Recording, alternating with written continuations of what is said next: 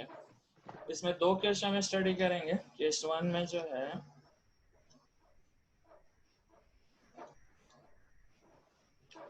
First case हम देखते हैं, when the charge particle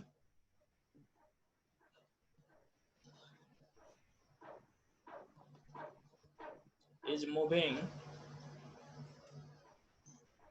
in a direction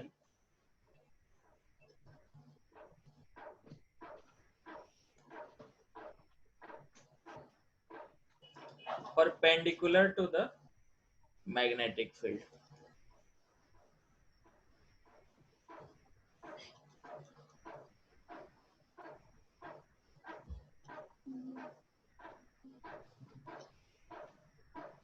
ठीक है, ये हमारा फर्स्ट केस है। चार्ज पार्टिकल मैग्नेटिक फील्ड के परपेंडिकुलर मूव करना स्टार्ट कर रहा है। जैसे मान लो इस रीजन में मैग्नेटिक फील्ड इनवर्ड है, ये बी इनवर्ड मैग्नेटिक फील्ड लग रही है इस रीजन में। मान लो ये रीजन है जिसमें मैग्नेटिक फील्ड है। तो इस रीजन में अगर एक चार्ज पार्टिकल को मूव करने के लिए छोड़ दिया जाए, तो सपोज यहाँ पे charge particle Q v velocity से मूव करने के लिए छोड़ दिया गया, तो इस पे फोर्स किधर लगेगी? अभी हमने देखा कि इस पे जो फोर्स की डायरेक्शन होगी वो किधर होगी? ऊपर की तरफ होगी, है ना? आउटवर्ड नहीं, आउटवर्ड नहीं, अपवर्ड। ये फोर्स लगेगी। आउटवर्ड तो हो ही नहीं सकती है ना, क्योंकि आउटवर्ड अगर होगी तो फिर मैग्नेटिक फील्ड के एंटी पैरेलल होगे। अभी हमने बताया था ना मैंने कि फोर्स हमेशा भी और बी दोनों के परपेंडिकुलर होती है। अभी निकाला तो था भी क्रॉस बी।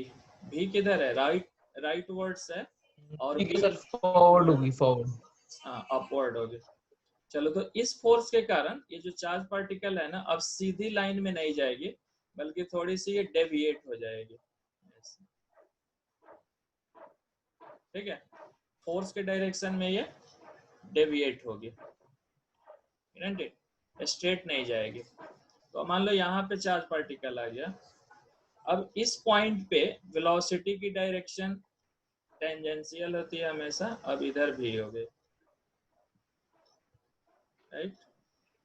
देन अब इस पॉइंट पे फोर्स देखो किधर लगेगी, इसके परपेंडिकुलर लगेगी फोर्स। अब देखो भी क्रॉस भी यहाँ पे देखोगे तो अब फोर्स इधर लगेगी।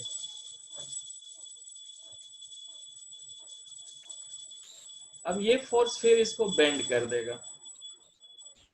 ये फोर्स क्या करेगा? अब ये फोर्स इसको सीधे फिर नहीं जाने देगा, इसको फिर थोड़ा सा ऐसे बेंड करेगा। तो मान लो पार्टिकल यहाँ पे आ गई। अब इस पॉइंट पे फिर वेलोसिटी की डायरेक्शन इधर होगी, टेंजेंशियल होगी हमेशा वेलोसिटी। नाउ अब यहाँ पे जो फोर्स लगेगी, अगर हम राइट हैंड थंब रूल लगाएं तो फिर ये फोर्स इधर इसके भी के परपेंडिकुलर इधर लग रही होगी, तो फिर ये बेंड हो जाएगी इस डायरेक्शन में। इस तरह से बेंड होते होते है ना पूरा ये सर्कुलर पाथ में मूव करती है। जैसे यहाँ पे मान लो पार्टिकल आ गए तो फोर्स इधर लग रही होगी और ये भी की डायरेक्शन होगी, राइट।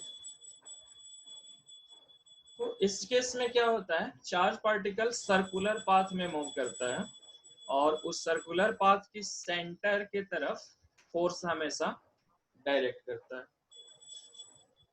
तो सर ये सर्कल ही घूमता रहेगा पूरे टाइम, मतलब? हाँ हाँ, सर्कुलर पाथ में ही घूमते रहता है। ठीक है, हर पॉइंट पे फोर्स किधर लगती है? इस सर्कुलर पाथ के सेंटर के तरफ। नहीं, टेंजेंशियल तो वेलोसिटी लगती है, फोर्स रेडियल लगती है, राइट। तो इसकी जो ट्रेजेक्टरी होगी बेसिकली वो क्या होगी? एक सर्कुलर होती है पाथ। इस तरह से एक सर्कल होगा और हर पॉइंट पे, जैसे मान लो इस पॉइंट पे ये वेलोसिटी की डायरेक्शन होगी और फोर्स किधर लगेगी, इधर लगेगी सेंटर की तरफ। किसी भी पॉइंट पे चले जाओ, यहाँ पे देखो ये वेलोसिटी की डायरेक्शन होगी और इधर फोर्स की डायरेक्शन होगी। वेलोसिटी हमेशा टेंजेंशियल होगी और फोर्स यस सेंटर की सर। तरफ लगेगी। ठीक है, इस तरह से मोशन होती है। तो अब इस सर्कुलर पाथ की रेडियस क्या होगी, उसके लिए हम एक्सप्रेशन निकाल सकते हैं। ठीक है, चलो इसकी ट्रेजेक्ट्री तो नोट कर लो कि इस केस में ट्रेजेक्ट्री तो समझते हो ना, जिस पाथ में कोई सर्कुलर पार्टिकल पाथ। मूव, हाँ जिस पाथ से कोई पार्टिकल मूव करती है उसको हम ट्रेजेक्ट्री बोलते हैं। तो यहाँ पे ट्रेजेक्ट्री ऑफ पार्टिकल जो होगी, ट्रेजेक्ट्री क्या होगी, सर्कुलर होगी, राइट, या सर्कल होगी। अब इस सर्कुलर पाथ की रेडियस क्या होगी, देखो radius of the circular path,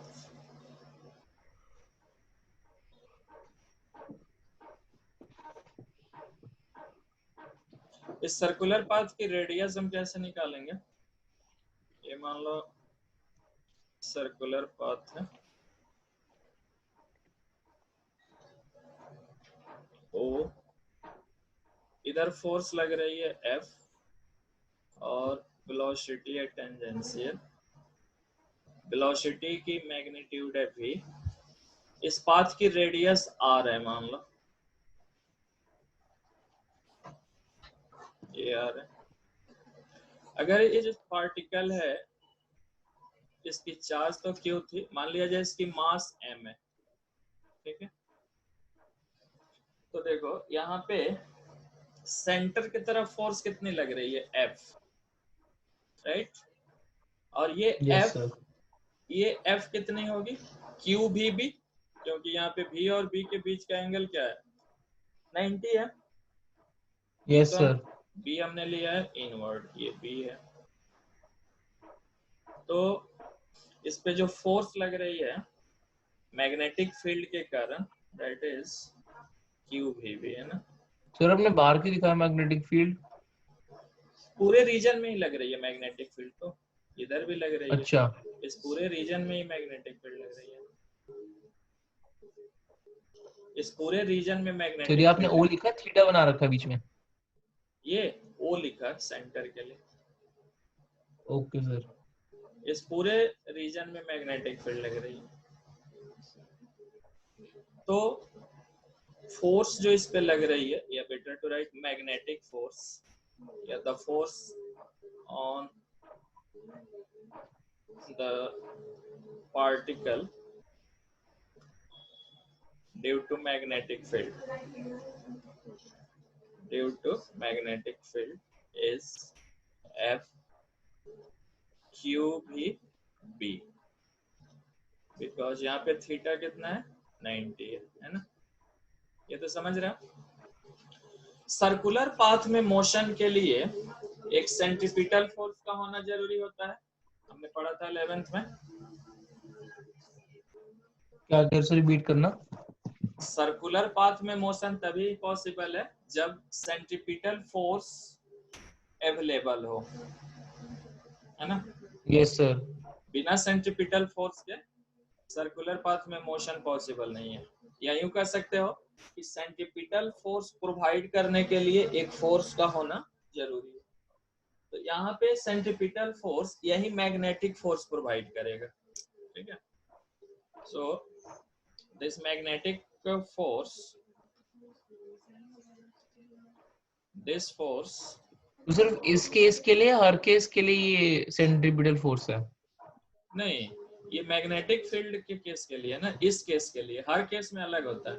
जैसे सन के चारों ओके तरफ सर। हमारा अर्थ रिवॉल्व करता है ना। तो अर्थ और सन के बीच जो ग्रेविटेशनल पुल है दैट प्रोवाइड सेंट्रीपिटल वो फोर्स। सेंट्रीपिटल की तरह एक्ट करता है। हाँ वो सेंट्रीपिटल फोर्स प्रोवाइड करेगा। तो सेंट्रीपिटल फोर्स वहां पे क्या हो जाएगा, G m1m2/r²। यहाँ पे सेंट्रीपिटल फोर्स Q भी होगा। उसी तरह जैसे न्यूक्लियस एटम में क्या होता है, न्यूक्लियस को इलेक्ट्रॉन रिवॉल्व करता है ना। तो वहां यस पे सर। तो सेंट्रीपिटल फोर्स, इलेक्ट्रॉन पे जो सेंट्रीपिटल फोर्स लगता है that is electrostatic force of attraction, जो कूलम्स लॉ से हमने निकाला था K Q1 Q2/r²। तो हर सिचुएशन में अलग अलग होता है। उसमें मैंने बताया था 11th में जब हम लोग पढ़े थे, जैसे ये होते हैं, क्या बोलते हैं उनको, जो डेथ वेल में बाइक या कार चलाते हैं वॉल पे, देखे हो डेथ वेल। हाँ जी सर, वो सेंट्रीपिटल फोर्स का यूज करते हैं अपनी बॉडी को अलाइन करके। हाँ तो वहां पे सेंट्रीपिटल फोर्स कौन सा फोर्स देता है, वहां पे सर सेंट्रीपिटल ग्रेविटी। फोर्स नहीं, ग्रेविटी तो डाउनवर्ड लगता है ना, लेकिन सर्कल तो फिर बनता है हॉरिजॉन्टल, वो जो वॉल के अंदर सर जो एक सेकंड सेंटर। सोचने दो, एक सेकंड सोचने दो, एक सेकंड सोचने दो।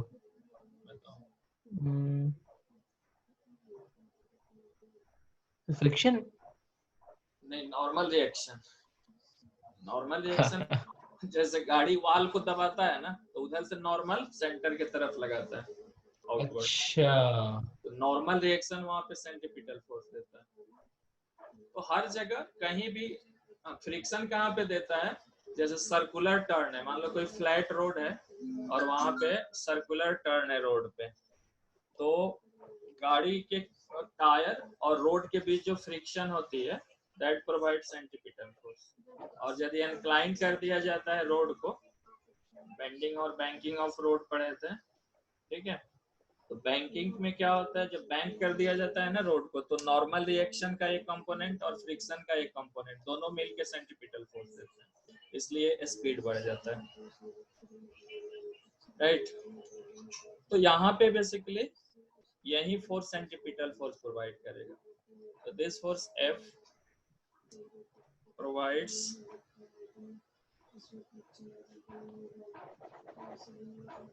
necessary centripetal force,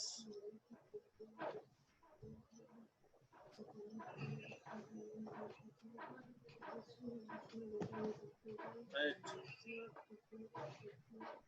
centripetal force। therefore ये जो F होगा ये क्या हो जाएगा, सेंट्रीपिटल फोर्स का फॉर्मूला हमने पढ़ा था mv mv square by square by R. तो अब यहाँ F की वैल्यू पुट कर लो, F कितना है, QVB है, तो QVB हो गया mv स्क्वायर बाई आर, ये भी ये कैंसिल हो गया, तो इससे R आ गया हमारा mv by QV, right.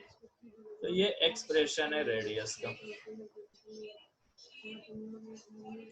mv by QV।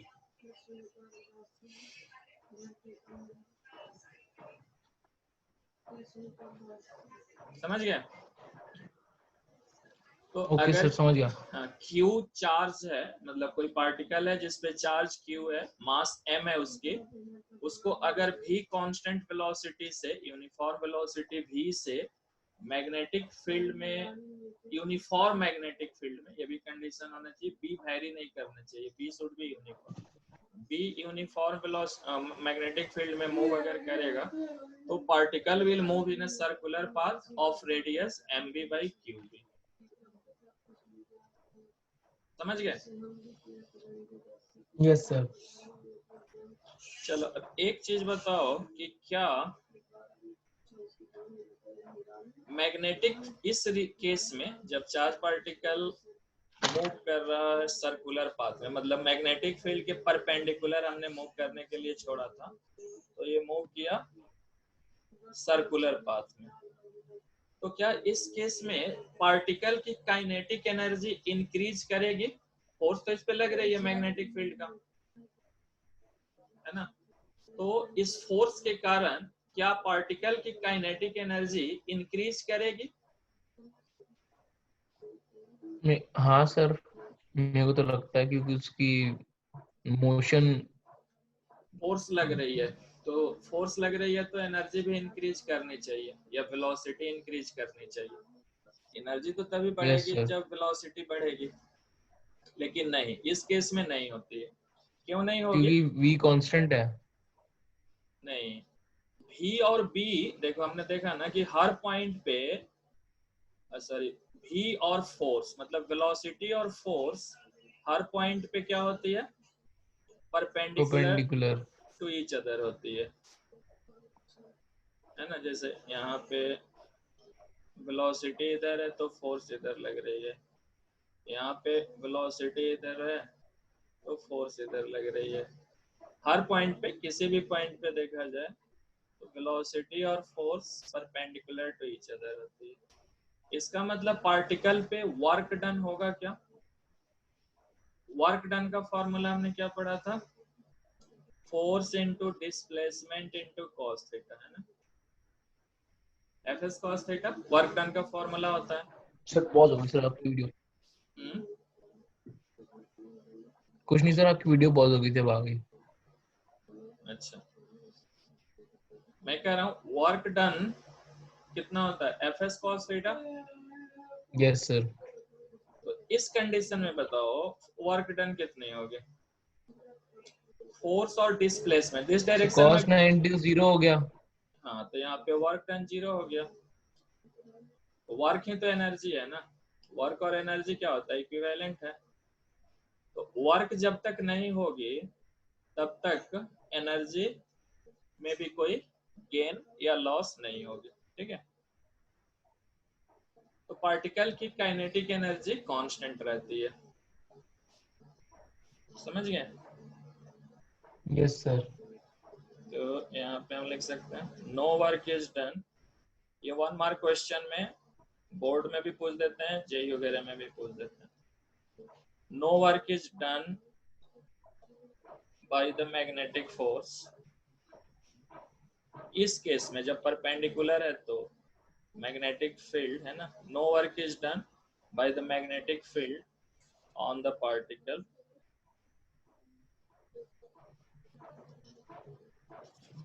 hence its velocity and kinetic energy remains constant। Sir ये थियोरेटिकल कॉन्सेप्ट है, प्रैक्टिकली मतलब प्रूव हो चुका है? प्रैक्टिकली भी प्रूव हो गया और थ्योरेटिकली भी। ठीक है सर, क्योंकि हमने कुछ कॉन्सेप्ट्स पढ़े हैं ना, मतलब जब से साइंस स्ट्रीम में उसमें काफी कॉन्सेप्ट्स पढ़े हैं जो आपने बताया था कि मतलब थियोरेटिकल है, ऐसा होता होगा मतलब, नहीं और फिर नहीं भी हम कर पढ़ रहे थे उसके फॉर्मूले। नहीं, सारे चीज प्रैक्टिकली प्रूव्ड है, लेकिन हाँ 100% नहीं होता है, आइडियल केस में होता है। बट यहाँ पे जैसा वैसा नहीं ब्लैक है। बॉडी होगी, वो भी तो हाँ हाँ, आइडिया वही था। कह रहे हैं कि आइडियल चीज से हम लोग फिजिक्स में अभी पढ़ते हैं थ्योरेटिकली, लेकिन प्रैक्टिकली सब कुछ आइडियल नहीं है, कुछ ना कुछ। अभी इसी केस में देखो, ये हम कह रहे हैं कि वेलोसिटी इंक्रीज नहीं होगी, तो ये भी आइडियल कंडीशन में होगी। मतलब अगर कुछ भी नहीं है, बिल्कुल वैक्यूम में हम ये एक्सपेरिमेंट कर रहे हैं, मतलब ना एयर कोई नहीं है, फ्रिक्शन ना कुछ है, ना मतलब कुछ भी, कोई भी रेसिस्टिव कांस्टेंट। फोर्स नहीं है, तब ये पॉसिबल है ना। तो आइडियल कंडीशन इसी को बोलते हैं। तो इस केस में काइनेटिक एनर्जी कांस्टेंट होती है, ओके। चलो एक चीज और, हमने देखा कि रेडियस ऑफ पाथ किसके प्रोपोर्शनल है? सर एक सेकंड। वेलोसिटी। वेलोसिटी। अगर कोई फिक्स चार्ज है, मतलब क्यू एम एंड बी अगर कांस्टेंट है तो v के प्रोपोर्शनल होगा। तो बताओ कि अगर किसी चार्ज पार्टिकल की वेलोसिटी बढ़ा दी जाए, ठीक है, तो क्या वो जल्दी सर्कुलर पाथ कंप्लीट कर लेगा? या ऐसे क्वेश्चन समझ लो, मान लो हमारे पास 2 चार्ज पार्टिकल है और दोनों चार्ज पार्टिकल की मैग्नीट्यूड सेम है, ठीक है। एक बार q को मान लो वेलोसिटी दिया गया v1 और दूसरे पास q को वेलोसिटी दिया गया v2 such that v2 is greater than v1, right? तो इस v2 के केस में क्या चार्ज पार्टिकल जल्दी सर्कुलर मोशन में मतलब एक ऑसिलेशन कंप्लीट कर लेगा या दोनों को सेम टाइम लगेगा? नहीं सर, स्पीड ज्यादा तो जल्दी कंप्लीट करेगा। नहीं, दोनों केस में सेम ही टाइम में कंप्लीट करेगा। अच्छा, सर्कल सर्कल बड़ा हो जाएगा उससे। बिल्कुल, अच्छा, देखो वेलोसिटी के प्रोपोर्शनल है ना, तो अगर वेलोसिटी कम है तो ये सर्कल बना स्मॉल रेडियस का, अगर v वेलोसिटी बढ़ा ज्यादा दो तो रेडियस। वेलोसिटी बढ़ा दोगे तो सर्कल का रेडियस भी तो बढ़ गया। तो इसलिए दोनों केस में टाइम सेम लगता है, मतलब ये जो टाइम है इसको हम एक ऑसिलेशन का टाइम पीरियड बोलते हैं, तो दोनों में यस टाइम सर। सेम लगेगा। देखो इसको अब हम मैथमेटिकली भी प्रूव कर सकते हैं, ये तो थ्योरेटिकल क्वेश्चन पूछा भी जाता है, ठीक है, ये बोर्ड का क्वेश्चन है, तो इसको एक्सप्लेन यही जैसे तुमने बोला कि जब भी इंक्रीज करेगा तो रेडियस ऑल्सो इंक्रीज करता है एंड इससे क्या होता है, टाइम पीरियड कांस्टेंट होता है, ठीक है। अब इसको हम थ्योरेटिकली प्रूव करते हैं। देखो टाइम पीरियड के लिए एक्सप्रेशन निकाल के देखते हैं कि वो वेलोसिटी पे डिपेंड कर रहा है कि नहीं। Time period of revolution,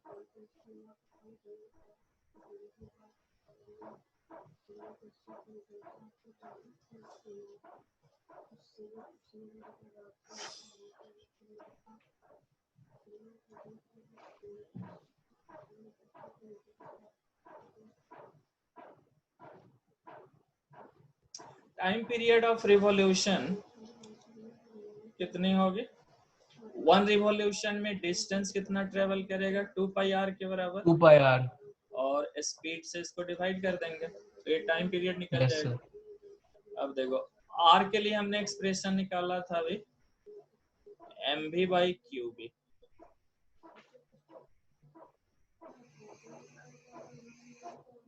divided by v, तो ये क्या देगा, v भी कट गया, 2πm/qb। तो देखो यहाँ वेलोसिटी है कहीं पे टाइम पीरियड में, नहीं सर। ये वेलोसिटी पे डिपेंड नहीं करता है, सिर्फ डिपेंड करता है मास पे, तो हमने पार्टिकल चेंज नहीं करते हैं किया था ना, तो time period t does not depend on speed of particle.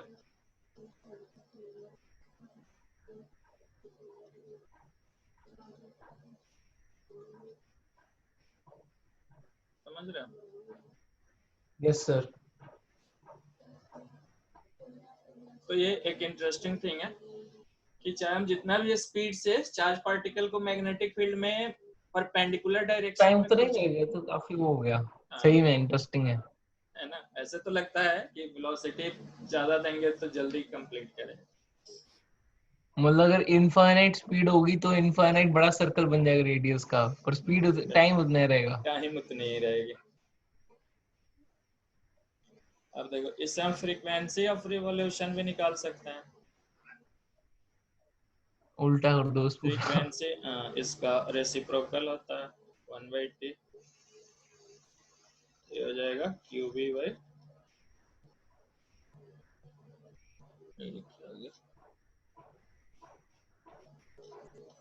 qb/2πm,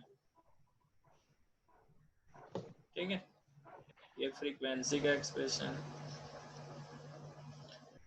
चलो अब इसमें न्यूमेरिकल्स किस टाइप के आते हैं, रेडियस पे बेसिकली क्वेश्चंस आते हैं, ये बहुत इंपॉर्टेंट टॉपिक है फिजिक्स का।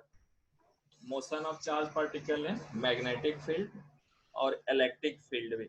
इलेक्ट्रिक फील्ड का मोशन तो हमने देखा था इलेक्ट्रोस्टैटिक्स में, इसमें मैग्नेटिक, ये बहुत अच्छा कंसेप्ट है फिजिक्स का, चाहे बोर्ड का हो या फिर जेई का, नीट का, हर एग्जाम्स में भी इससे क्वेश्चन आता है। देखो रेडियस के लिए हमने जो एक्सप्रेशन निकाला था उसका कुछ डिफरेंट फॉर्म्स हम लिख सकते हैं, जो डायरेक्ट हम न्यूमेरिकल्स के लिए यूज करते हैं, डिफरेंट फॉर्म्स ऑफ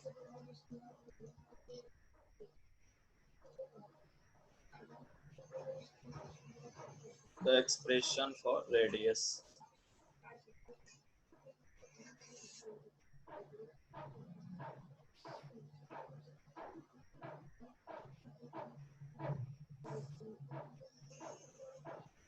रेडियस के लिए हमने एक्सप्रेशन निकाला mb/qb। ओके, तो इसमें हम डिफरेंट फॉर्म, जैसे मान लो एक फॉर्म देख रहे हैं,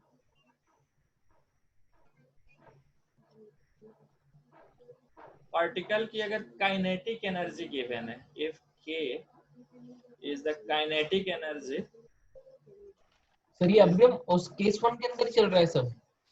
हाँ, केस 1 ही चल रहा है अभी। हाँ, अभी अच्छा ये सारा परपेंडिकुलर डायरेक्शन में मोशन का ही हमने रेडियस का ये फॉर्मूला निकाला था, है ना, mb/q। तो यहाँ पे पार्टिकल की वेलोसिटी गिवन है, बट अगर क्वेश्चन में मान लो वेलोसिटी ना दे के काइनेटिक एनर्जी दे दिया जाए, right, if k is the kinetic energy of the particle, velocity नहीं दिया है, काइनेटिक एनर्जी दिया है, तो कैसे रेडियस निकालोगे? k is the kinetic sir energy, half mv square से कुछ हाफ इधर हाफ उधर करके। Half mb square is equal to k, तो फिर mb की वैल्यू हमें निकालना होगा, kinetic energy of the particle. तो कैसे निकालेंगे, वही करेंगे, लेकिन उतना हम देन रेडियस देखो, ये जो mv है, बेसिकली mv ये क्या है, mv is linear momentum p, है ना। Yes sir. तो लीनियर मोमेंटम और काइनेटिक एनर्जी का रिलेशन पढ़े हो? देखो, काइनेटिक एनर्जी होता है p²/2m। नहीं सर ये नहीं पढ़ा कभी। देखो ये डिराइव हो जाएगा, 11th में तुम अच्छा से मैकेनिक्स पढ़े ही नहीं हो। 1/2 mv², बोला था ना, मैकेनिक्स से पूरा कंसेप्ट देता है। देखो इसको काइनेटिक एनर्जी होता है ना हाफ mv², तो इसको हम m से ऊपर नीचे मल्टीप्लाई कर रहे हैं, तो m²v²/2m, और m²v² मतलब p² हो गया। तो ये होता है काइनेटिक एनर्जी और लीनियर मोमेंटम का रिलेशन। ओके, तो अब बताओ, इससे p की वैल्यू क्या होगी? p हो जाएगी √2m के, ठीक है। देयरफॉर रेडियस का एक्सप्रेशन क्या हो जाएगा? अब mv के जगह हम लिख देंगे √2m के डिवाइडेड बाय क्यूब। ओके,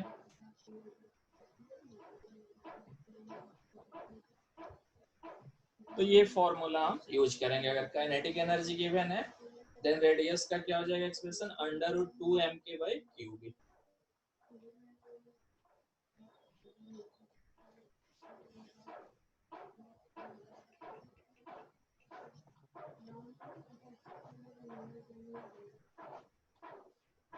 समझ में आई? Yes sir.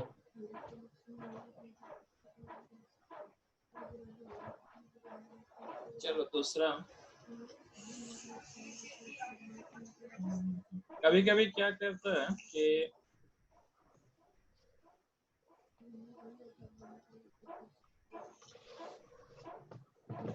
मान लो क्वेश्चन दे देगा कि एक चार्ज पार्टिकल है, उसको भी पोटेंशियल वाले रीजन से पहले एक्सेलरेट किया जा रहा है, और फिर उसको नॉर्मल मैग्नेटिक फील्ड में एंटर कर दिया जा रहा है, ठीक है। जैसे मान लो ये जो रीजन है हमारा, इसमें इलेक्ट्रिक फील्ड है पहले, और इसके बाद का जो रीजन है यहाँ वाला, ये रीजन, इसमें नॉर्मल फील्ड है, मैग्नेटिक फील्ड। इसमें क्या है, इलेक्ट्रिक फील्ड है इस रीजन में, और यहाँ पे मैग्नेटिक फील्ड। ऐसा कोई जरूरी नहीं है कि दोनों एक साथ ही है, मतलब कहने का ये है कि मान लो नॉर्मल मैग्नेटिक फील्ड है, इनवर्ड है मैग्नेटिक फील्ड। पहले चार्ज पार्टिकल को यहाँ से छोड़ा गया, ये चार्ज पार्टिकल क्यू है,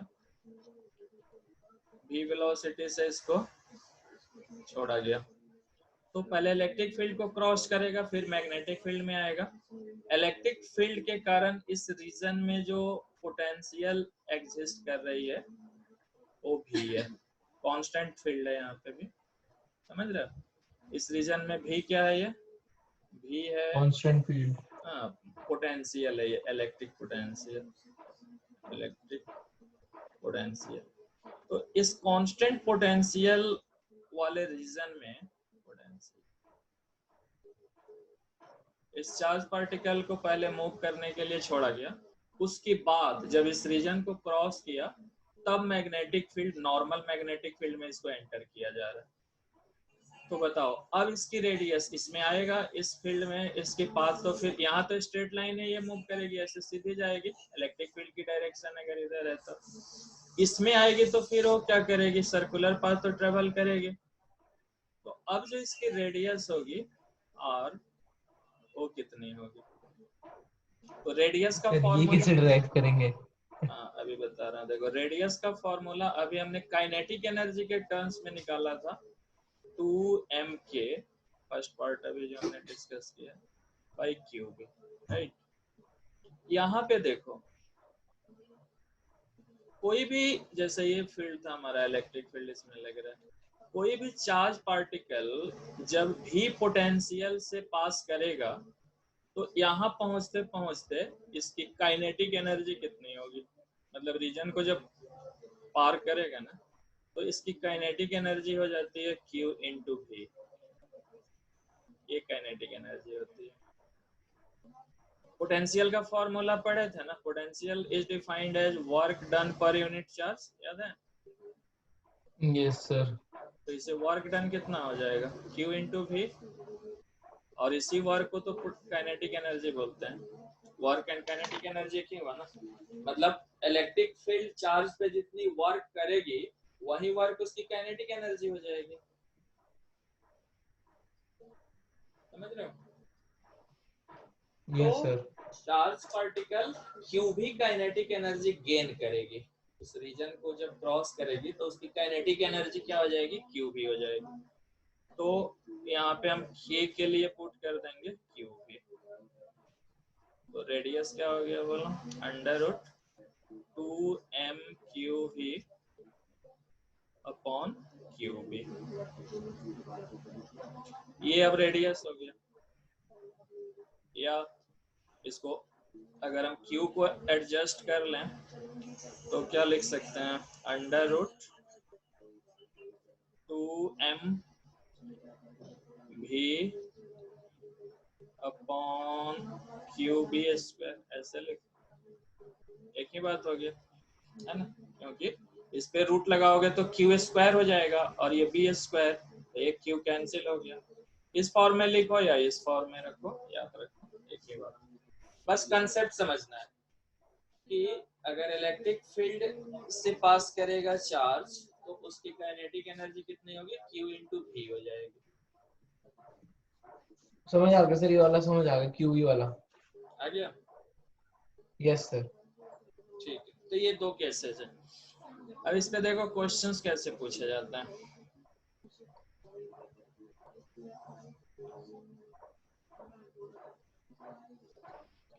दो टाइप का एग्जांपल मैं दे रहा हूँ दोनों केस का। जैसे एग्जांपल 1, मान लिया जाए एक प्रोटॉन है,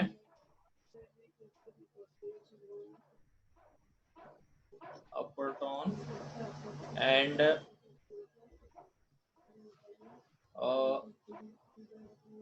alpha particle,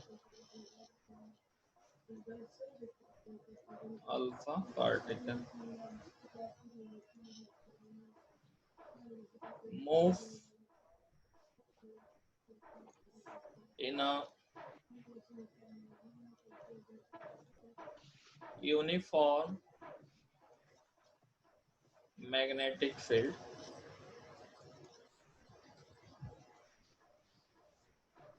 uniform magnetic field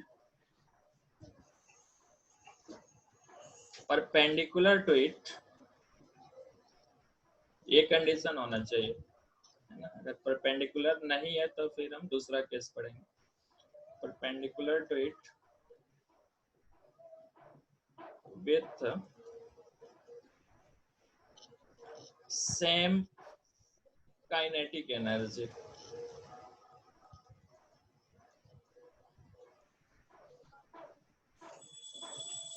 find the ratio of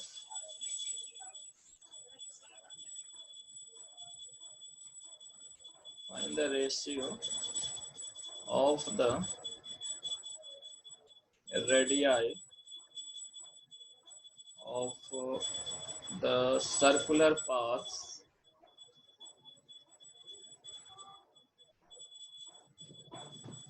है ना, traversed by them।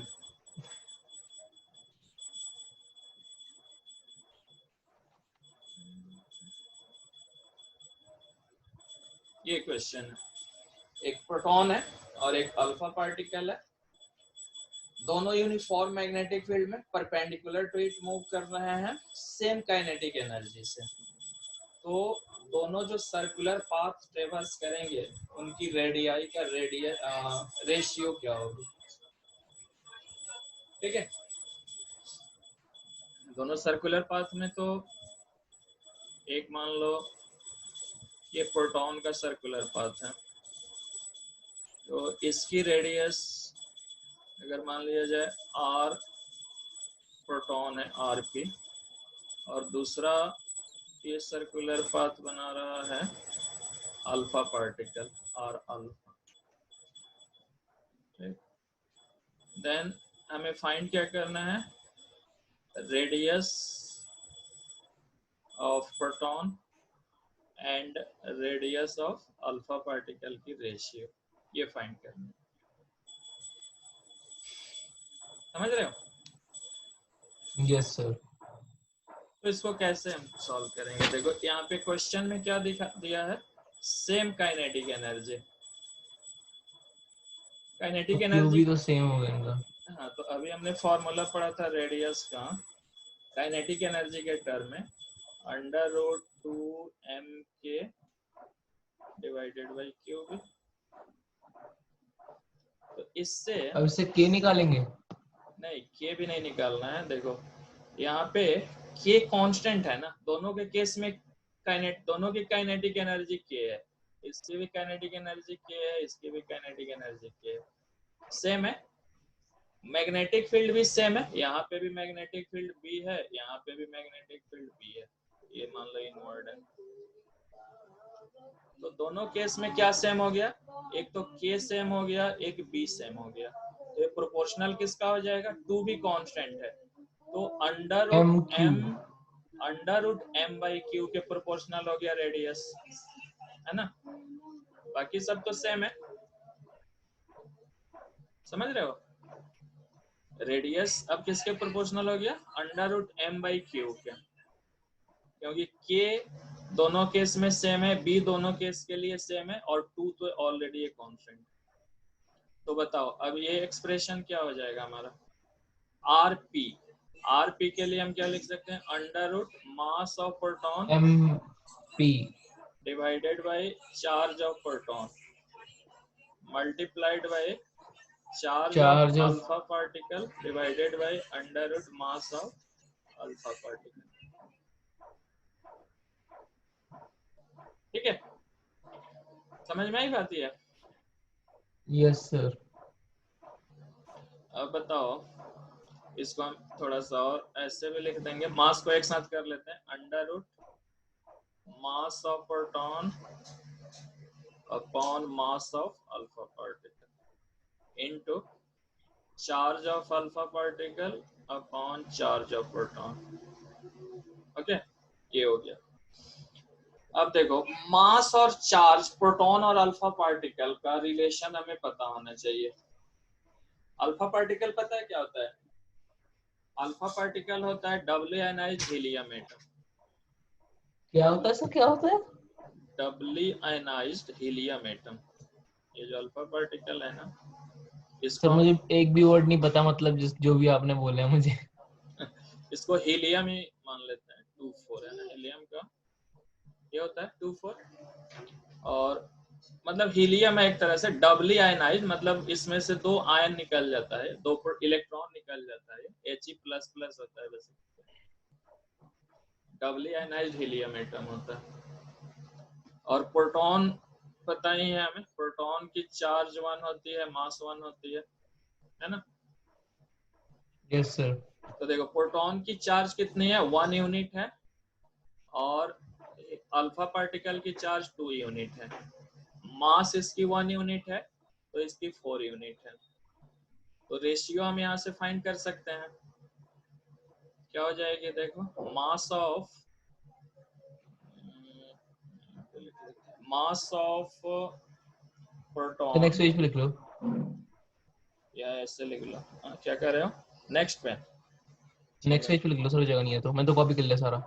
अच्छा, नहीं मेरे पे तो जगह है, चलो लिख देता हूँ आगे। देखो हमें पता है कि मास of alpha particle is 4 times mass of proton, and charge of alpha part sorry mass is 2 times. नहीं ठीक था, एक मिनट। हाँ, mass of alpha particle is 4 times mass of proton, and charge of alpha particle is 2 times charge of proton, है ना। तो हमें क्या चाहिए, mass of proton upon mass of alpha particle, रूट में यही फिर था ना। 1 आ गया रेशियो तो। NP रेशियो तो बाई, 1 आ गया। हाँ कोई बात नहीं, ये आ गया हमारा 1/4, और charge of proton, charge of alpha particle is 1/2। नहीं ये उल्टा हो गया, अल्फा और प्रोटॉन लेना था हमें ना। Charge of alpha particle and charge of proton, ये 2 आ गया। तो radius of proton and radius of alpha particle आ जाएगा √1/4 इंटू 2। तो ये 1 आ गया, सही बात, 1/2 इंटू 2।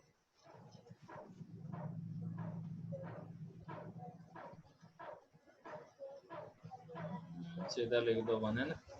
तो ये रेशियो हमारा 1 आ गया, मतलब दोनों की रेडियस सेम हो, समझ गए।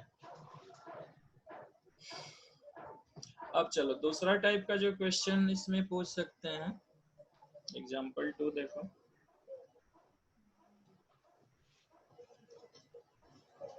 अब इसी क्वेश्चन को पूछ सकते हैं कि भाई दोनों को, मतलब प्रोटॉन और जो हमने लिया अल्फा पार्टिकल, कुछ और भी दे सकते हैं, जैसे ड्यूट्रॉन दे सकते हैं। ड्यूट्रॉन होता है हाइड्रोजन का, मतलब H12 होता है वो ड्यूट्रॉन, है ना। तो कुछ भी दे सकते हैं, प्रोटॉन, ड्यूट्रॉन और अल्फा पार्टिकल, इसे तीनों में से जनरली क्वेश्चन पूछा जाता है। चलो मैं इसमें ड्यूट्रॉन इंट्रोड्यूस कर देता हूँ। अब प्रोटॉन एंड जेई में एक बार तीनों के लिए पूछ दिया था, प्रोटॉन भी था, ड्यूट्रॉन भी था, और अल्फा पार्टिकल भी था। अब आप प्रोटॉन, आंसर दे पाए थे? हाँ तो क्यों नहीं, उसमें 3 रेशियो ही तो निकालना होता है ना। ड्यूट्रॉन का होता है proton, proton and deuteron, deuteron, है ना, move in a uniform magnetic field, uniform magnetic field perpendicular to it,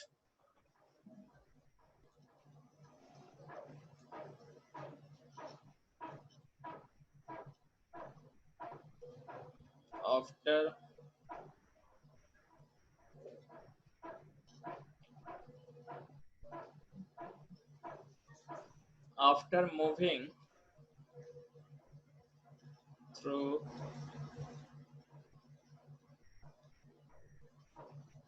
a constant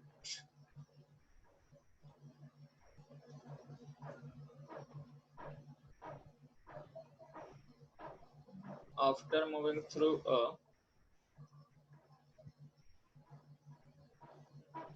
an electric field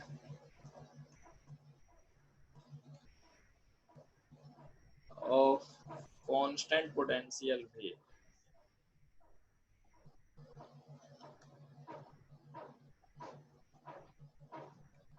constant potential.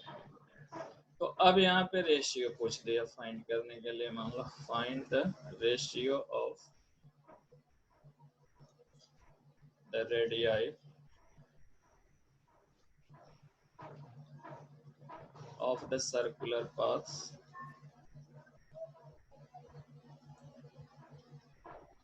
and circular paths traversed by them।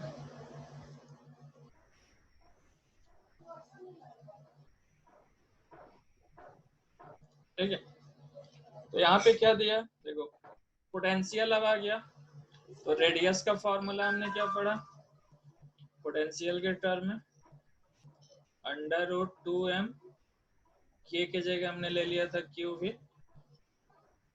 Divided by Q भी। Okay, यहाँ पे क्या क्या चीज constant है, एक तो v कांस्टेंट है और b कांस्टेंट है और 2 कांस्टेंट है, या हम इसको इस वाले फॉर्मेट में अगर लिख दें तो इस फॉर्मेट में क्या लिख सकते हैं 2m v upon QB square, है ना। तो बताओ रेडियस किसके प्रोपोर्शनल हो गया, v कांस्टेंट है, b कांस्टेंट है, 2 कांस्टेंट है, तो m/q √m/q के प्रोपोर्शनल हो गया। समझ रहे हो? Yes sir. तो अब बताओ हमारा radius of photon and radius of neutron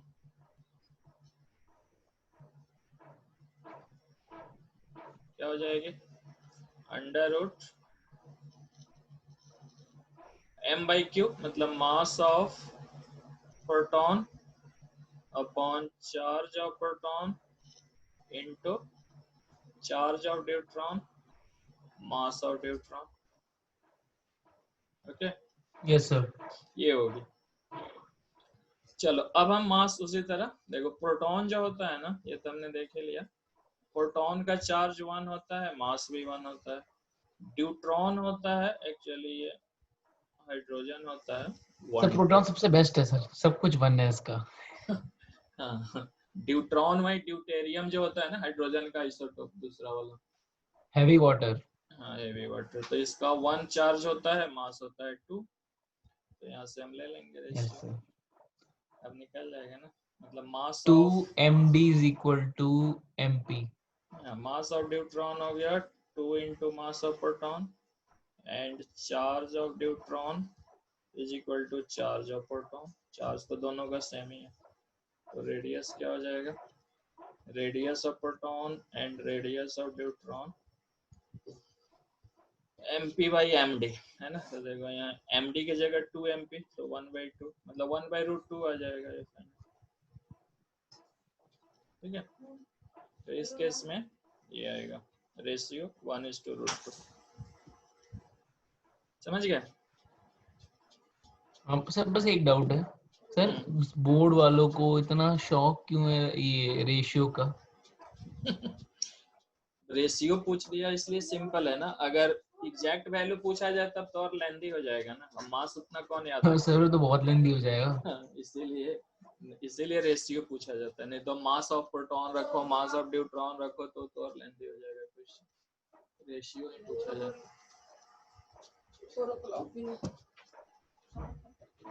ठीक है, तो इस तरह के क्वेश्चंस बोर्ड में भी आते हैं और जेई में भी आते हैं।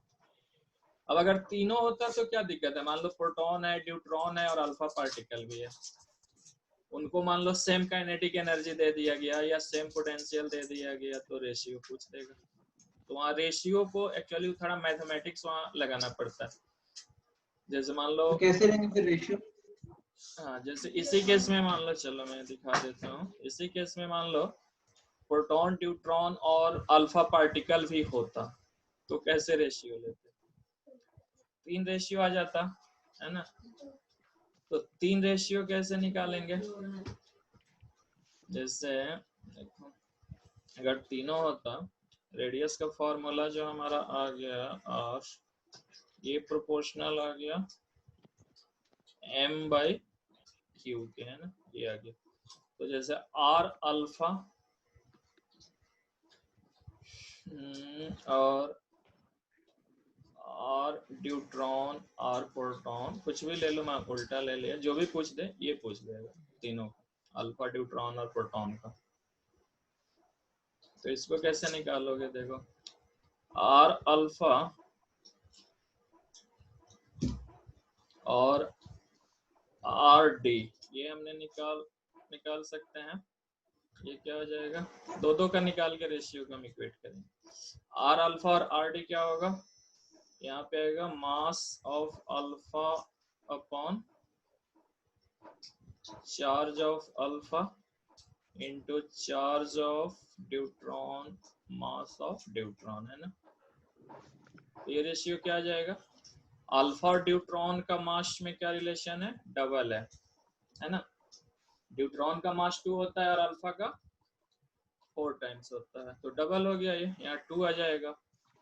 और चार्ज भी क्या है, मतलब मास का रेशियो 2 आ गया और चार्ज का रेशियो आ गया ड्यूट्रॉन और अल्फा का 4 टाइम्स, तो 2/4 है ना, ये 4 टाइम्स हो गया, मतलब रूट अंडर ये आ गया 2/4, दैट इज 1/√2।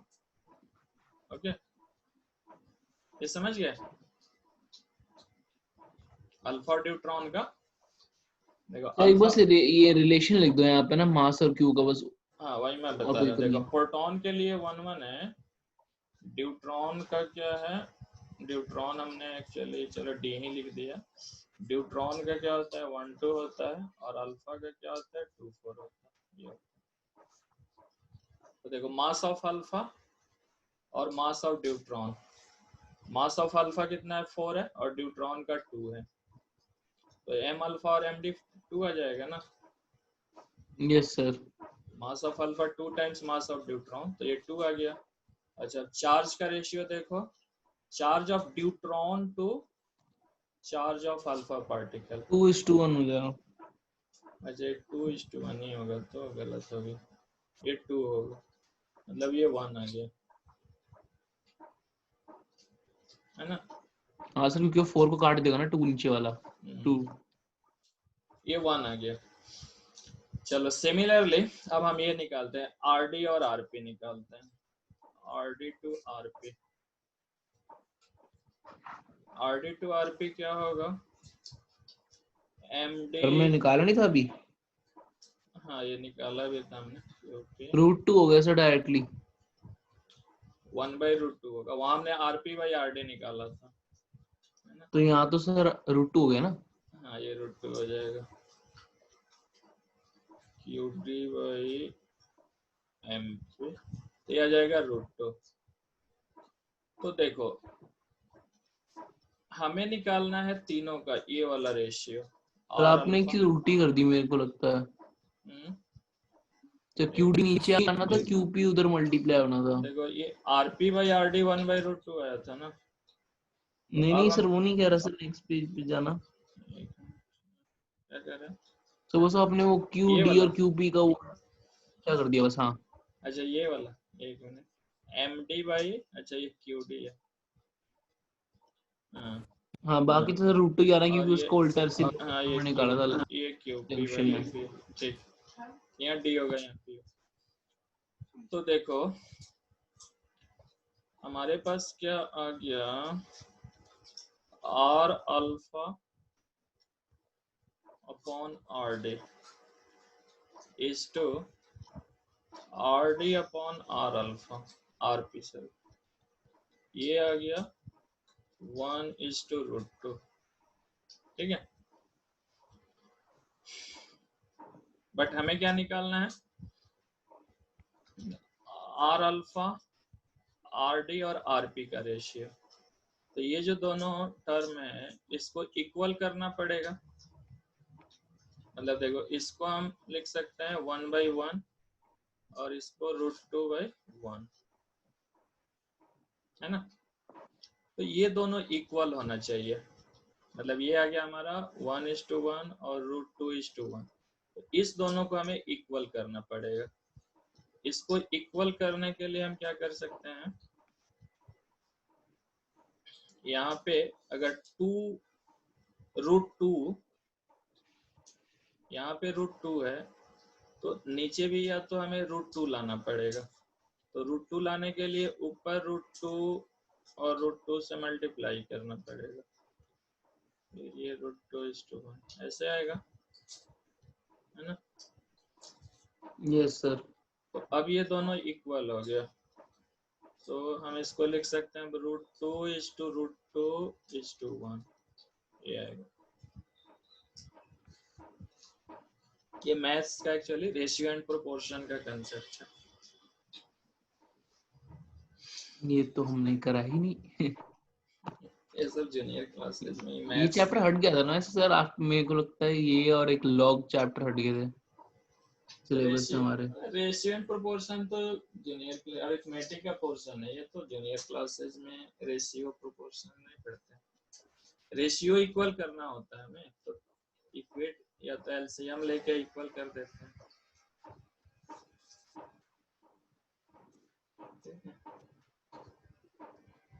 तीनों को इक्वल करना होता है। या दूसरा तरीका ये है कि हम आर अल्फा आर डी और आर पी तीनों को एक साथ निकालें तो थोड़ा और ज्यादा लेंदी हो जाएगा।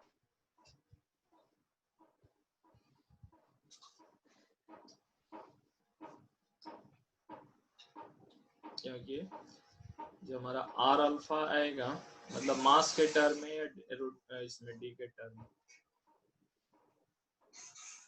देखो जैसे ये आर अल्फा निकालोगे यहाँ से, देखो आर अल्फा में बेसिकली क्या आ रहा है,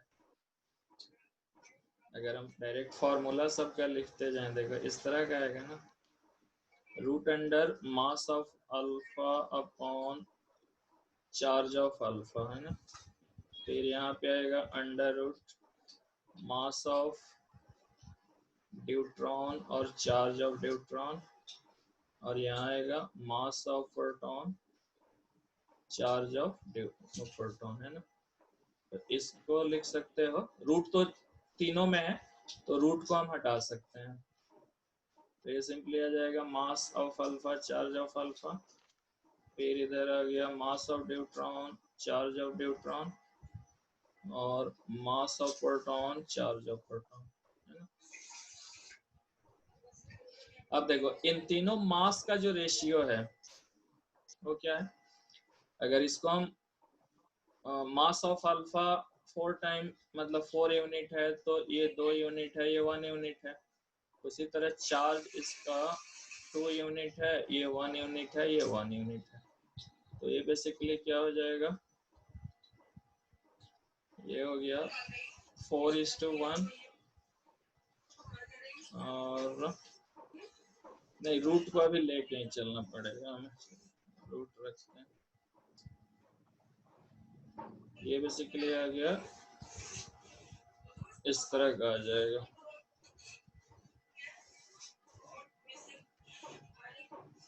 ठीक है। तो देखो तो 4:1 कैसे आया? ये देखो मास ऑफ अल्फा पार्टिकल कितना है, 4 यूनिट है ना, 4 यूनिट, और ये 2 यूनिट, ये 1 यूनिट। तो यहाँ पे हमने 4 2 1 के भी लगा सकते हो, तो के कट जाएगा ना, इसीलिए। और चार्ज का जो रेशियो है अल्फा का 2 है, इसका 1 है, इसका 1 है, दोनों। तो यहाँ पे 2 1 1 कर दिया चार्ज वाला।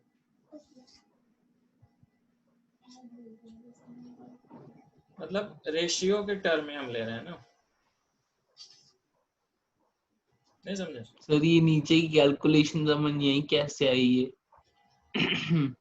देखो मैंने क्या किया, मास ऑफ अल्फा इधर ऊपर से न्यूमरेटर में देखो एम अल्फा एम डी और एम पी, इनका अगर रेशियो पूछा जाए तो क्या करोगे, अल्फा पार्टिकल की मास, न्यूट्रॉन की मास और प्रोटॉन की मास की रेशियो पूछा जाए तो 4:2:1 आएगा ना। Yes sir. तो वही मैंने यहाँ कर दिया 4:2:1, ठीक है, मास का। और न्यूमरेटर में चार्ज का रेशियो है, तो चार्ज का रेशियो अगर लिखोगे तो यही आएगा 2:1:1। इधर देखो अल्फा न्यूट्रॉन और प्रोटॉन का, तो ये डिनोमिनेटर में लिख दिया 2:1:1। ये 4:1 मास का रेशियो हो गया, 1 और 1 चार्ज का। नहीं सर अभी आपने कहा था कि अल्फा का 2 चार्ज और आपने 1 लगा रखा है। अल्फा का 2 ही तो लगा रखा है, ये 2 ही है ना। अच्छा तो यहाँ नीचे पे भी तो 2। ओ सॉरी ये 2 है, ठीक है। तो देखो ये 2 हो अब गया, ये ठीक भी तो √2 आ गया, और ये भी √2 आ गया, और ये 1 आ गया, तो दोनों सेम आ गया ना। Yes sir. तो ऐसे निकालो, ऐसे निकालो,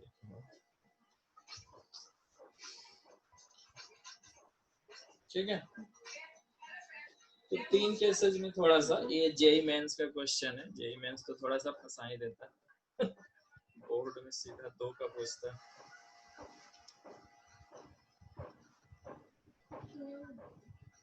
ठीक है, आगे बढ़े। हाँ जी सर। चलो अब दूसरा केस है, एक जनरल केस हम देखते हैं। अभी तो हमने पढ़ा कि जब चार्ज पार्टिकल मैग्नेटिक फील्ड में कैसे मूव कर रहा था, उसके परपेंडिकुलर नॉर्मल डायरेक्शन। अब दूसरा केस हम पढ़ेंगे जनरल केस, किसी भी एंगल पे which is between 0 and 90 degree. तो अब हम दूसरा केस पढ़ने जा रहे हैं।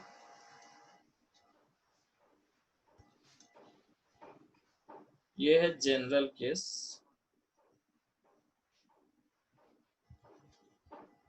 मीन्स भाई साहब केस वन के अंदर ही मतलब बहुत टाइम लग गया। ओके वही इंपॉर्टेंट है, वही पूछे जाते, ये तो बस थ्योरी के लिए है, और इस पे अगर न्यूमेरिकल आएगा तो जेई एडवांस्ड में बोर्ड वालों का तो हिम्मत नहीं है इस पे पूछने का, और इवन जेई मेंस में भी कम चांस है, जेई एडवांस में इस पे क्वेश्चन आता है, ये थोड़ा और डिफिकल्ट है। दैट इज, अब इस केस में क्या है, जो थीटा हमने लिया था वहां पे 90 डिग्री, अब थीटा 0 डिग्री और 90 डिग्री के बीच में लाई करेगा, ठीक है। तो देखो इस केस में क्या होगा, मान लो मैग्नेटिक फील्ड है हमारा इस डायरेक्शन में,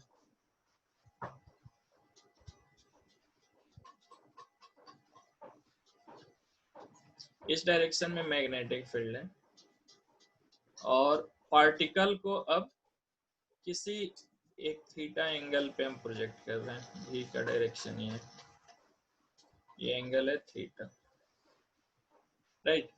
अब ये केस है, पहले क्या था, b के परपेंडिकुलर चार्ज पार्टिकल मूव कर रहा था। अच्छा इस बार एक्यूट एंगल है हमारा थीटा। हाँ ये एक्यूट एंगल है, ये चार्ज पार्टिकल है, इसकी मास m है, चार्ज q।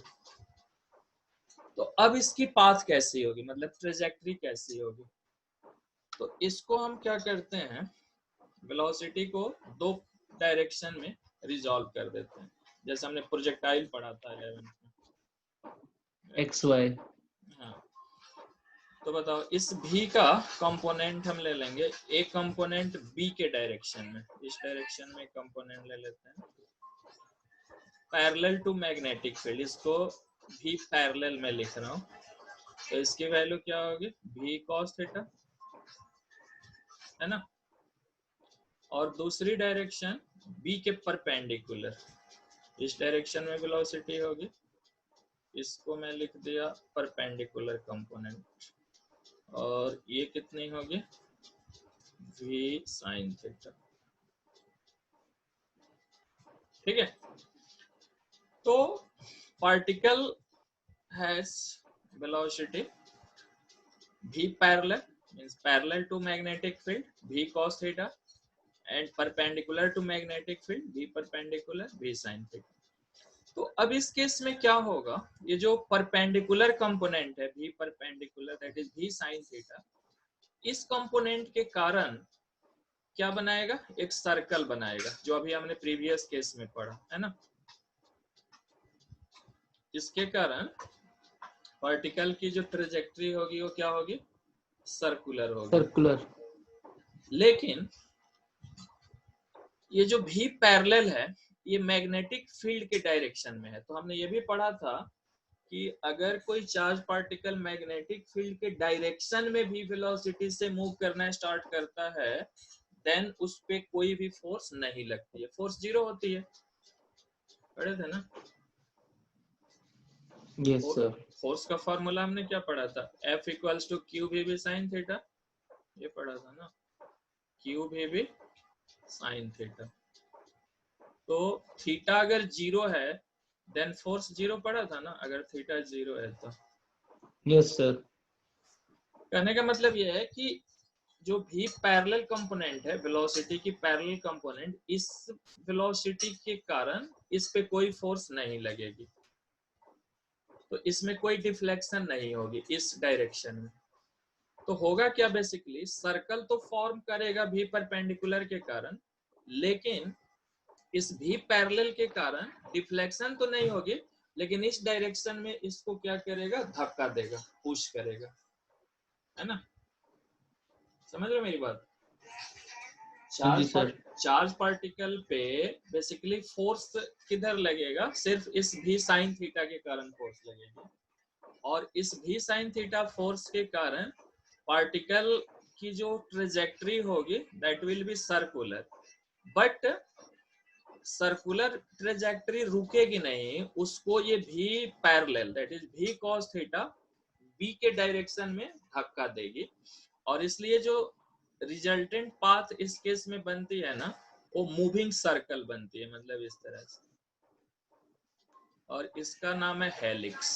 जैसे स्प्रिंग हमने बनते हैं ना, इस तरह से पाथ बनेगी इस डायरेक्शन में। ये तो सर वेव जैसा लग रहा है।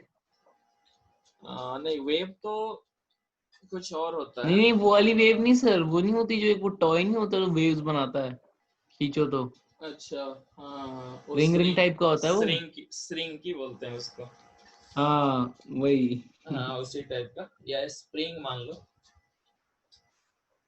समझ गए क्यों बना ये, मतलब सर्कल कंप्लीट तो होगा, लेकिन वो कंप्लीट होने से पहले उसको क्या करेगा, मूव कर देगा, ये जो भी cos थीटा वाला जो कंपोनेंट है। तो भी पैरेलल कंपोनेंट के कारण ये सर्कल मूविंग होगी, और रिजल्टेंट पाथ जो बनती है इसका नाम क्या है, हेलिक्स। समझ रहे हो? तो इस केस में अब ट्रेजेक्टरी क्या होगी इसकी, उसमें तो सर्कल आता था, इस केस में ट्रेजेक्टरी होती है हेलिक्स या हेलिकल। इस केस में ट्रेजेक्टरी है हेलिकल या हेलिक्स।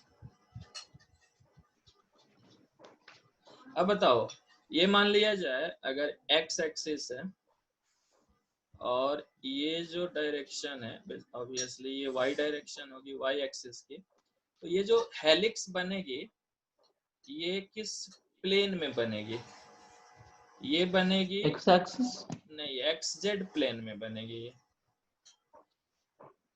मतलब ये जो सर्कल देख रहे हैं ना, ये हमारे लैपटॉप के बाहर भीतर वाले डायरेक्शन में, समझ रहे हो, इस प्लेन के परपेंडिकुलर डायरेक्शन में बनेगी, क्योंकि इस पे जो फोर्स लगेगी वो किस डायरेक्शन में लगेगी, देखो वेलोसिटी वाई डायरेक्शन में है और मैग्नेटिक फील्ड एक्स डायरेक्शन में है, तो फोर्स किधर लग रही होगी, v cross X p, Z plane में लग रही होगी। नहीं, एक्सजेड प्लेन में क्यों लग रही होगी? फोर्स तो जेड एक्सिस के लॉन्ग लगेगी ना, फोर्स की मैं बात कर रहा हूँ। अगर फोर्स पार्टिकल, जेड में लग रही है सर। हाँ, पॉजिटिव या नेगेटिव, मतलब एक मिनट आउटवर्ड से या बता दो, negative. Negative. Negative Z, inward लग रही है। तो इसलिए सर्कल जो बनेगी ना वो वाई जेड प्लेन में बनेगी, मतलब सर्कल बाहर भीतर आते हुए दिखाई देगी और मूव कर रही है एक्स एक्सिस के अलॉन्ग, इसीलिए जो हेलिक्स बनेगी वो किस प्लेन में बनेगी? एक्स जेड प्लेन में बनेगी। समझ गया?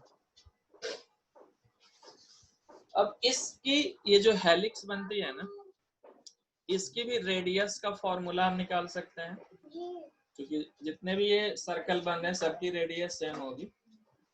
और एक चीज इसमें और हम डिफाइन करते हैं, पिच ऑफ हेलिक्स। पिच किसको बोलते हैं? जैसे कोई भी दो सर्कल ले लो, जैसे एक सर्कल अपना, मान लो एक ये वाला सर्कल है, इसका सेंटर यहाँ पे है, और दूसरा सर्कल ये है, इसका सेंटर यहाँ पे। तो इन दोनों सर्कल के सेंटर के बीच की जो डिस्टेंस होती है इसको हम बोलते हैं पिच। ठीक है, और इसको डिनोट किया जाता है पी से। तो चलो इसके पिच और रेडियस का एक्सप्रेशन हम देखते हैं। रेडियस तो वैसे ही फाइंड करेंगे जैसे पीछे किए थे, रेडियस ऑफ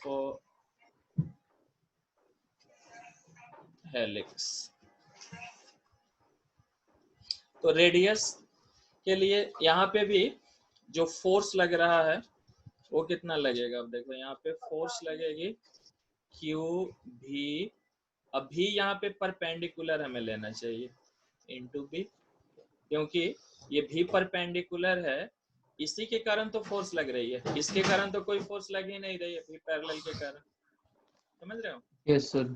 तो इसलिए यहाँ पे फोर्स लेंगे हम क्यू भी परपेंडिकुलर भी। अब ये फोर्स सेंट्रीपिटल फोर्स प्रोवाइड करता है, तो क्यू भी परपेंडिकुलर यहाँ लगा दो सर, इज इक्वल टू क्या हो जाएगा?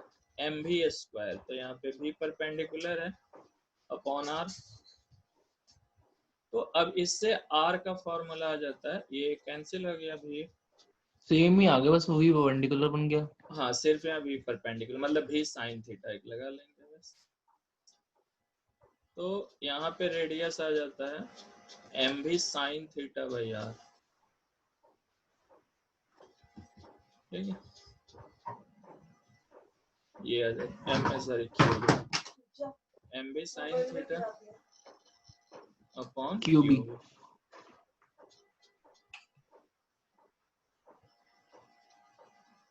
ठीक है, एम भी साइन थीटा बाई क्यू भी। तो ये रेडियस हो जाता है इसका, क्यू भी साइन, सॉरी एम भी साइन थीटा बाई क्यू भी, बस इसमें साइन थीटा लगा देना, क्योंकि यहाँ पे इस कंपोनेंट के कारण, मतलब भी साइन थीटा के कारण क्या बन रहा है? रेडियस, सर्कुलर पाथ बन रहा है। अब पिच कितना होगा? चलो पिच के लिए एक्सप्रेशन हम निकाल लेते हैं। सर पिच तो आवाज होगी, ये कैसे आ गई वापस? ये तो हमने साउंड चैप्टर में पढ़ा था, पिच विच तो। हाँ पिच साउंड में पढ़ा था, इसको भी पिच बोलते हैं।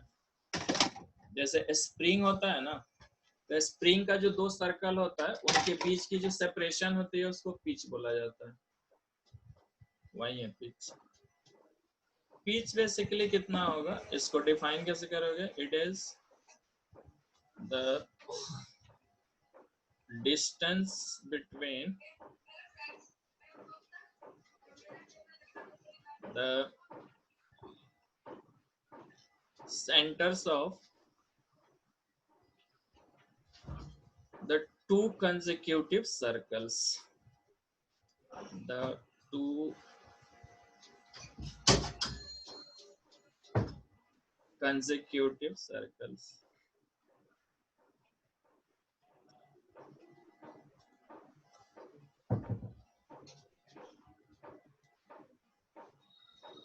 ठीक है, of the helix. तो किसी भी दो कंसेक्यूटिव सर्कल्स के बीच का, अगर हम बना रहे हैं ऐसे हेलिक्स, तो ये वाला जो डिस्टेंस है इसी को हम बोलते हैं पिच। तो बताओ ये जो पिच है P बेसिकली ये कैसे निकालोगे?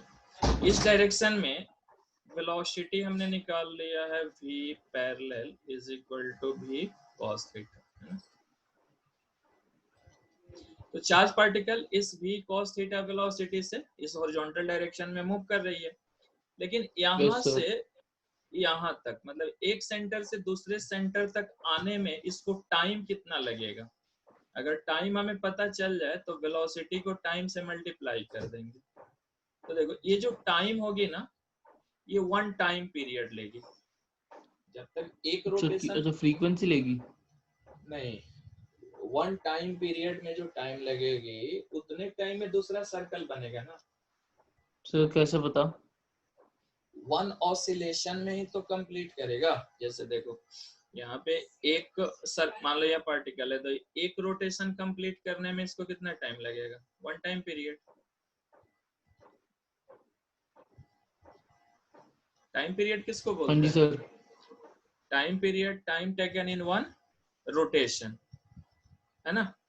तो कोई पार्टिकल जब ऐसे हेलिक्स के जैसे मतलब ऐसे चल रही है तो दूसरी सर्कल बनाने में इसको यहाँ से जैसे मान लो चलना शुरू किया तो दूसरी सर्कल जब बनाएगी तो उसको टाइम कितना लगेगा? एक ऑसिलेशन ही तो लगेगा, एक रोटेशन के बाद ही तो दूसरा सर्कल फॉर्म होगा। नहीं समझे? सर समझे या नहीं? समझ गया सर। तो वन टाइम पीरियड में ये दूसरा सर्कल फॉर्म होता है। अब देखो टाइम पीरियड हम फिर निकाल सकते हैं जैसे हमने पीछे निकाला था ना टाइम पीरियड, इस केस में भी वही आता है।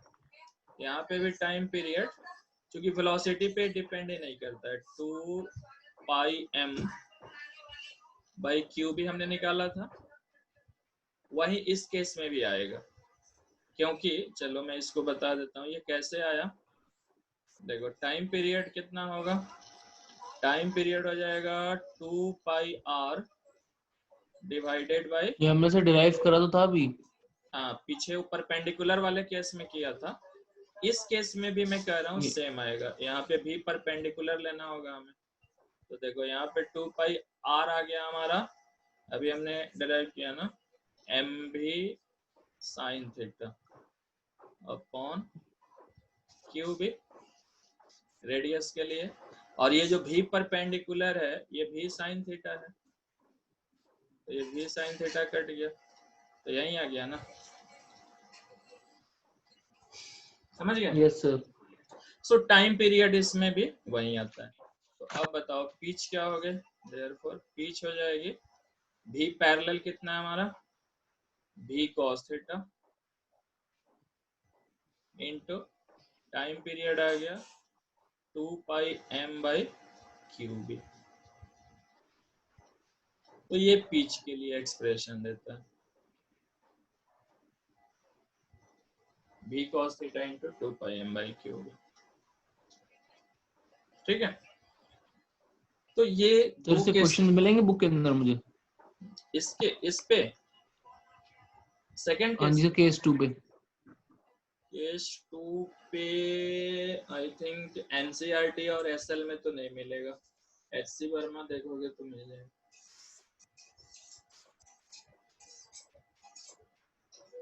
या एसएल में भी हो सकता है, देखना पड़ेगा, बट डिफिकल्ट नहीं होगा। अगर एसएल में ये पिच वगैरह पे हो सकता है दे दिया हो सिंपल क्वेश्चन, बट इस पे चूंकि वाईजेड प्लेन में जो हेलिक्स बनता है ना उस पे क्वेश्चन आता है जेई वगैरह में,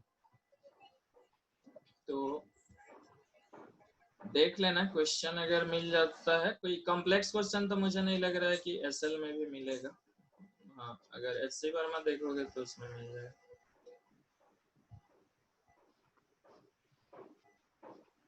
बट इसके पीछे वाला जो केस फर्स्ट था ना उस पे तो बहुत क्वेश्चंस मिल जाएंगे।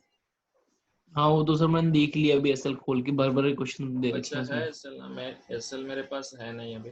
इस पे कोई क्वेश्चन दिख रहा है सेकंड केस पे? केस 2 देखता हूँ सर।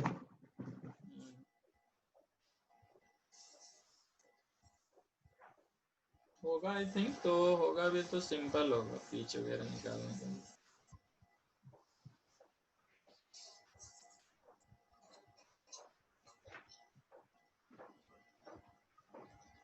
यार इसका केस 2 तो बिल्कुल भी नहीं है।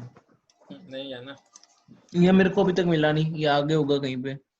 नहीं होना चाहिए, मुझे भी लग रहा है असल में एनसीईआरटी में नहीं होगा। इस पे क्वेश्चन वैसे बोर्ड्स वगैरह में आते भी नहीं। सिर्फ थ्योरेटिकल यही चीज पीच के लिए डेरिवेशन पूछ सकता है, या हेलिकल पाथ के लिए, या ये पूछ सकता है कि किस तरह की पाथ होती है, 1 मार्क क्वेश्चन। ठीक है। Yes sir. तो ये हमारा एक पार्ट है इस चैप्टर का। ये थोड़ा लंबा चैप्टर है, इसमें मतलब एक तो हमने ये पढ़ लिया force on a moving charge, उसके ये सारे केसेस हमने देखा कि इसका मोशन कैसा होगा। दूसरा पार्ट हम लोग पढ़ेंगे force on a charge carrying conductor, sorry current carrying conductor. कोई करंट कैरिंग कंडक्टर है, उसको मैग्नेटिक फील्ड में रखा जाए तो उस पर क्या फोर्स लगेगा, उस पर टॉर्क लगता है, ये सब चीजें। और दूसरी पार्ट हम लोग पढ़ेंगे जो मतलब third part, magnetic field of a conductor. जैसे कोई करंट कैरिंग कंडक्टर है तो उसकी मैग्नेटिक फील्ड कितनी होगी।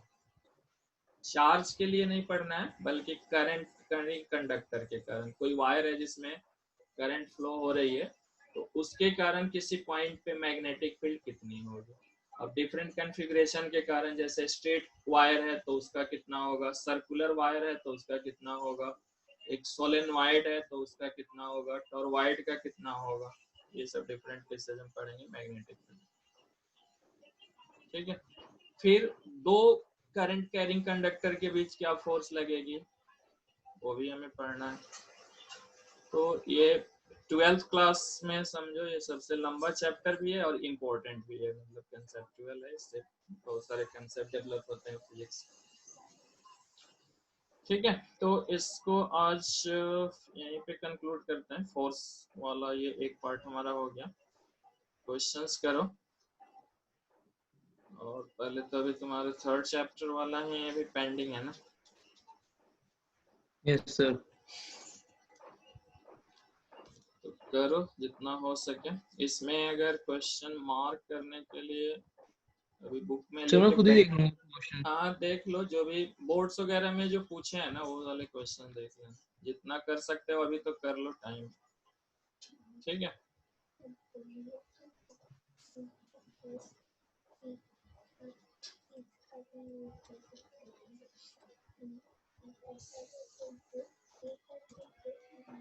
ठीक है सर, फिर क्वेश्चंस प्रैक्टिस करता हूँ मैं। ठीक है करो।